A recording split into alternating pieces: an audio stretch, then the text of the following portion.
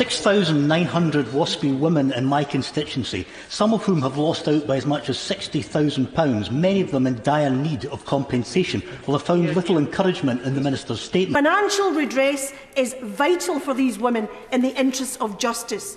Clearly Labour are not interested in that, but what we need from the Government is a commitment to prompt compensation for these women. The Ombudsman's report urging Parliament to compensate WASPI women for communication maladministration took centre stage this week. Hang on, in 2019, Labour was very happy to say this is exactly how much we would give them. You said you would give them £58.5 billion at that point. Now you're saying, well, we need to look in detail at the report. That is a change of position. And some of our viewers might think, actually, is this going to be another thing that Keir Starmer's Labour Party is going to ditch? The SNP remains fully committed to compensation, advocating for at least level 6 compensation rather than the Ombudsman's level 4 recommendation. I also reiterated my previous calls for pension justice for our ex-servicemen.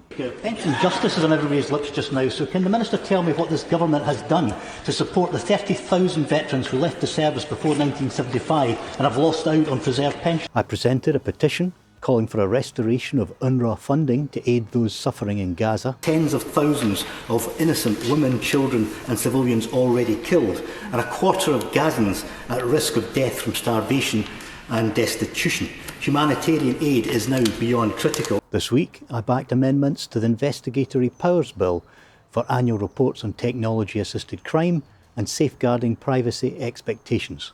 I also opposed the bill, advocating for increased oversight for such extensive powers.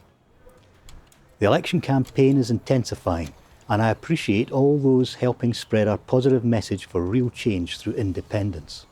Make no mistake, Labour and the Tories are proposing nearly identical futures, with 18 billion cuts to public services, supporting a job-destroying Brexit, creeping NHS privatisation, undermining of devolution, and fanboy Thatcherism.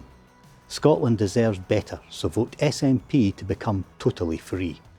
As always, if you would like an advice surgery appointment or a visit to your local group or business, call me on 01506 654415 or email martyn.day.mp@parliament.uk.